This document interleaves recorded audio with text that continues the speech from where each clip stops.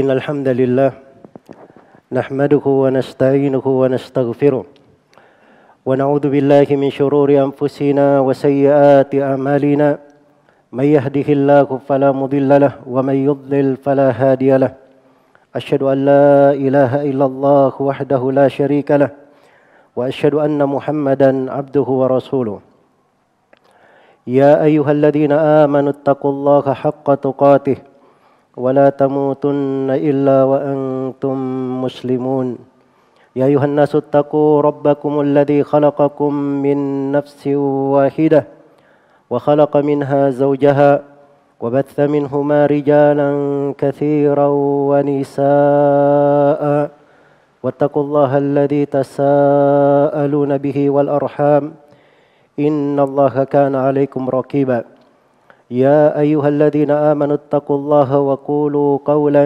سديدا يصلح لكم أعمالكم ويغفر لكم ذنوبكم ومن يطع الله ورسوله فقد فاز فوزا عظيما أما بعد فإن أصدق الحديث كتاب الله وخير الهدي هدي محمد صلى الله عليه وسلم وشر الأمور محدثاتها فإن كل محدثة بدعة وكل بدعة ضلالة وكل ضلالة في النار. Ma'asyiral muslimin, jemaah Jumat rahimani wa rahimakumullah. Pijakan-pijakan kehidupan dan simbol-simbol kebahagiaan diajarkan oleh Rasulullah sallallahu alaihi wasallam dalam sebuah kesempatan. Diriwayatkan oleh Imam Al-Bukhari dan Imam Muslim dari Abu Sa'id Al-Khudri radhiyallahu anhu. Beliau berkata, "Anna nasan minal ansari sa'alu Rasulullah sallallahu alaihi wasallam fa'atahum." Sesungguhnya sekelompok manusia dari sahabat Al-Ansar meminta kepada Nabi sallallahu alaihi wasallam pemberian.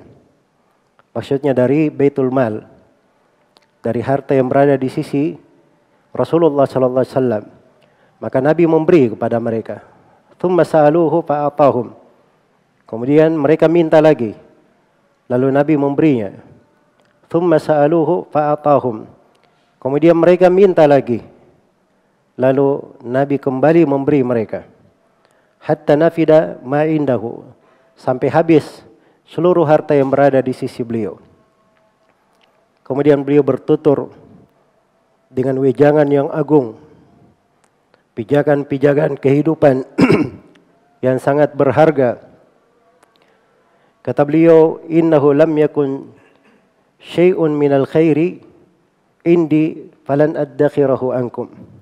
Sesungguhnya tidak ada suatu harta apapun di sisiku lalu saya simpan, tidak saya berikan dari kalian. Pasti saya akan berikan. Itu dari kebiasaan Rasulullah sallallahu alaihi wasallam terhadap harta-harta kaum muslimin yang berada di sisinya. Beliau memberikan semuanya tidak terlambat, bahkan sangat segera.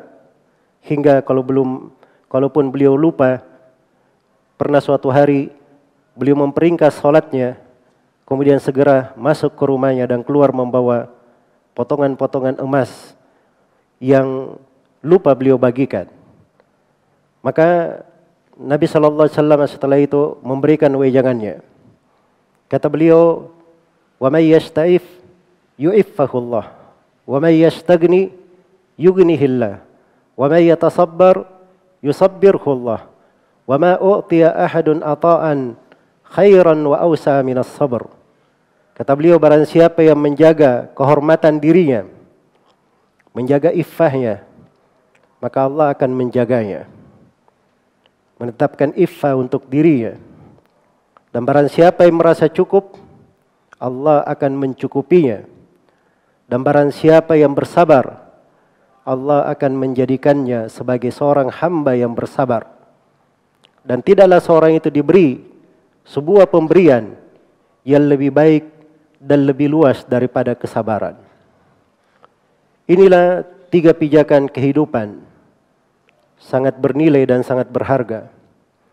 Apabila berada pada setiap muslim dan muslimah, itu lebih berharga lebih berarti baginya melebihi dunia dan segala isinya. Yang pertama, dia berusaha menjaga kehormatan dirinya, tidak menjatuhkan dirinya pada hal-hal yang diharamkan, tidak menghinakan dirinya dengan perkara-perkara yang bisa merusak citranya sendiri, bisa merusak dari kebaikannya. Karena itu apabila seorang hamba menjaga kemuliaan dirinya dengan meninggalkan hal yang diharamkan atau hal yang makruh, maka Allah akan menjaganya, Allah akan memeliharanya. Di konteks pernikahan, Allah Subhanahu wa taala berfirman, "Wa ankihul ayama minkum was-salihina min ibadikum wa imaikum iyakunu fuqara'a yughnihimullahu min fadlih." Nikahkanlah orang-orang yang sudah layak menikah dari kalian. Demikian nikahkan dari budak kalian, laki-laki maupun perempuan, yang di masa dahulu. Kalau mereka orang yang fakir, dinikahkan untuk menjaga kehormatan dan kesuciannya, maka Allah menjamin yughnihimullahu min fadlih, maka Allah akan mencukupi mereka dari keutamaannya. Kemudian di ayat setelahnya, wal yasta'fifil ladina la yajiduna nikahan hatta yughniyahumullahu min fadlih. Hendaknya orang yang menjaga kehormatan dirinya, kalau dia belum mampu untuk menikah, dia jaga kehormatan dirinya hingga Allah memberikan kecukupan kepadanya. Maka siapa yang menjaga kehormatan dirinya, maka Allah akan memeliharanya, Allah akan menjaganya. Dia tidak berambisi kepada hal yang diharamkan, karena dia tahu rezeki itu berada di tangan Allah. Diberikan oleh Allah Subhanahu wa taala kepada siapa yang dia pilih, siapa yang telah dia tetapkan rezeki itu untuknya. Bagaimanapun kita berambisi atas sesuatu, kalau Allah tidak menakdirkannya, maka itu tidak akan kita dapatkan. Kemudian kata Nabi sallallahu alaihi wasallam, "Wa may yastagni yughnihillah." Ini kalimat yang kedua dari pedoman kehidupan. Barang siapa yang merasa cukup, maka Allah akan mencukupinya. Dia merasa cukup dengan pemberian Allah, ridha terhadap karunia Allah, maka Allah akan mencukupinya. Dia merasa cukup dengan hal yang halal, tidak dia dekati hal yang diharamkan, maka Allah akan mencukupinya. Dia merasa cukup dengan pemberian yang Allah berikan, sehingga dia sibukkan dirinya pada hal yang lebih bermanfaat, maka Allah akan mencukupinya. Karena dunia itu tidak ada apa-apanya. Diberikan oleh Allah dunia itu kepada setiap orang di atas muka bumi ini. Diberikan kepada seorang mukmin dan diberi pula kepada seorang kafir. Tapi kecukupan, kekayaan yang hakiki itu hanya Allah berikan, Allah pilihkan untuk orang-orang yang beriman. Dan kekayaan yang hakiki yang sebenarnya itu adalah kekayaan yang berada di dalam hati. Karena itu diriwayatkan oleh Imam Al-Bukhari dan Imam Muslim dari Abu Hurairah radhiyallahu anhu, Rasulullah sallallahu alaihi wasallam bersabda, "Laisal ghina an kathratil arad, innamal ghina ghinan nafs." Kecukupan itu bukan dengan banyaknya harta benda, tetapi kecukupan itu adalah kekayaan hati. Siapa yang kaya hatinya, dia merasa cukup di dalam dadanya, selalu bersyukur terhadap karunia Allah Subhanahu wa taala, dan selalu ridha atas segala ketentuan dan pilihan Allah Subhanahu wa taala. Dia cinta Allah sebagai Rabbnya, Nabi Muhammad sebagai nabinya, Islam sebagai agamanya. Maka itu adalah sumber kecukupannya yang mencukupi dia di kehidupan dunia ini dan mencukupi dia di kehidupan akhirat. Sebagaimana kalau dia punya rasa cukup, hanya bergantung kepada Allah, Allah akan mencukupinya. Wa may yatawakkal 'ala Allahi fahuwa hasbuh. Barang siapa yang bertawakal kepada Allah, dialah Allah yang akan mencukupinya, menanggungnya pada segala hal yang dia perlukan. Sebagaimana kalau dia merasa cukup dengan melakukan segala yang Allah perintahkan dan dia berhenti dari segala yang Allah larang, dan itu namanya takwa. Allah berfirman, "Wa may yattaqillaha yaj'al lahu makhrajan wa yarzuqhu min haitsu la yahtasib." Barang siapa yang bertawakal kepada Allah, barang siapa yang bertakwa kepada Allah, Allah akan jadikan untuknya jalan keluar dan dia akan diberi rezeki dari arah yang tidak pernah dia sangka. Sebagaimana kalau dia merasa cukup dengan karunia dan pemberian Allah, dia sibukkan hal yang lain dari umurnya dalam ibadah kepada Allah, maka telah syah di dalam hadits riwayat Imam Ahmad, At-Tirmidzi dan Ibnu Majah dari Abu Hurairah radhiyallahu anhu, Rasulullah sallallahu alaihi wasallam bersabda bahwa Allah berfirman dalam hadits ilahi, dalam hadits qudsi, ya ibadi tafarraq li ibadati amla sadraka gina wa asudda faqrak wa illam taf'al amla yadayka syuglan wa lam asudda faqrak. Wahai anak Adam, konsentrasilah engkau beribadah kepadaku, pasti aku akan memenuhi dadamu dengan kekayaan, dan aku akan penuhi kedua tanganmu, aku akan tutupi kefakiranmu dengan kecukupan. Tapi kalau engkau tidak melakukannya, maka aku akan penuhi tanganmu dengan kesibukan, tetapi hal itu tidak menutupi kefakiranmu. Hanya sibuk, tidak memberikan kecukupan untuknya dan tidak menutupi kekurangannya. Maka hidup ini hendaknya kita melihat sudut-sudut ibadah kepada Allah Subhanahu wa taala, karena kita semua akan kembali kepadanya, dipertanyakan tentang hidup ini, dipertanyakan tentang ibadah kepadanya. Dan itulah tujuan kita dicipta. Wa ma khalaqatul jinna wal insa illa liya'budun. Aqulu ma tasma'un. Barakallahu li wa lakum fil Qur'anil azim wa nafa'ani wa iyyakum bima fihi minal ayati wadh-dhikril hakim. Wa taqabbalallahu minni wa minkum tilawatahu innahu huwas samiul alim.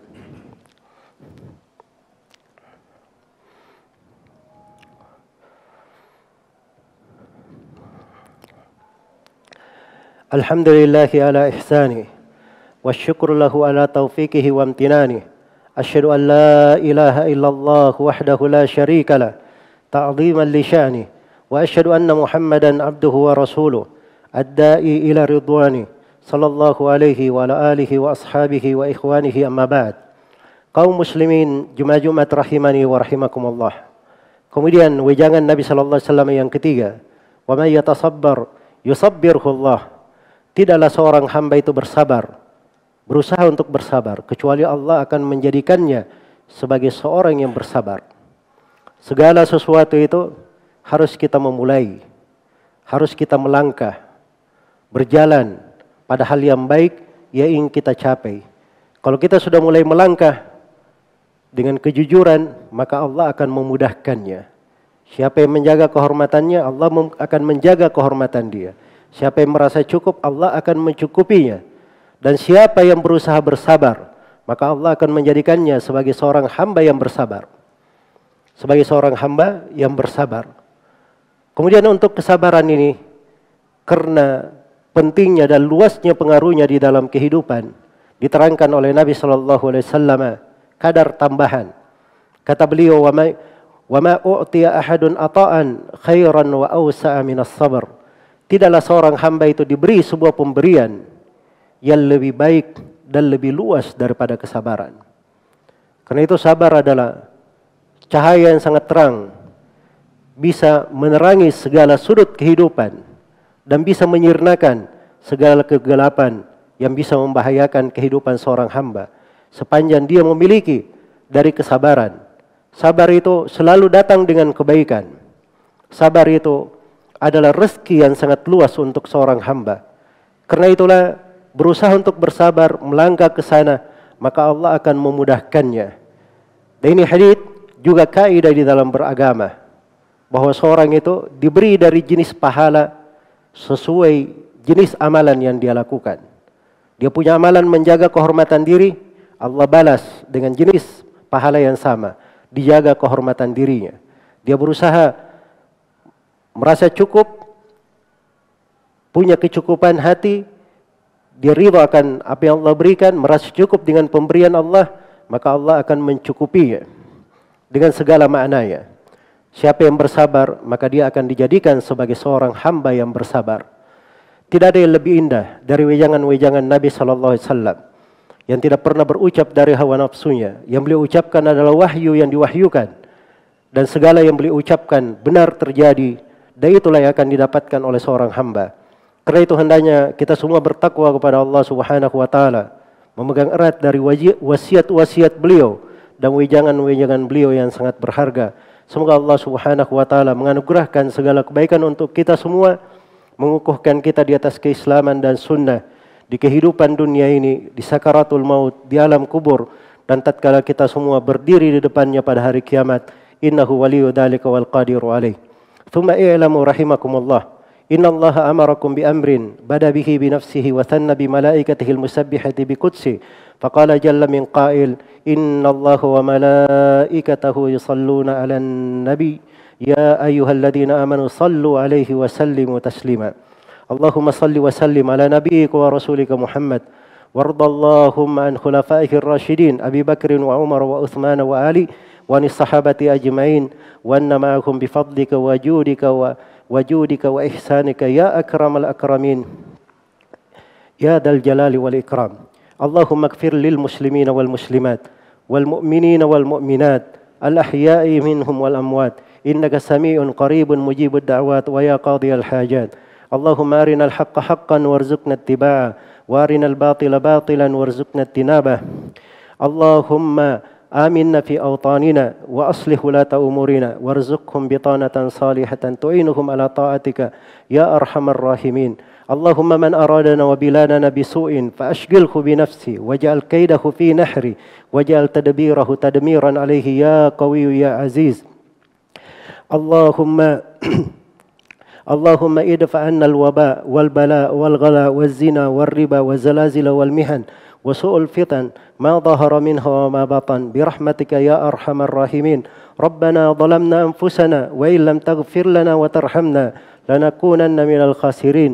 ربنا اغفر لنا ولإخواننا الذين سبقونا بالإيمان ولا تجعل في قلوبنا غلا للذين آمنوا ربنا إنك رؤوف رحيم.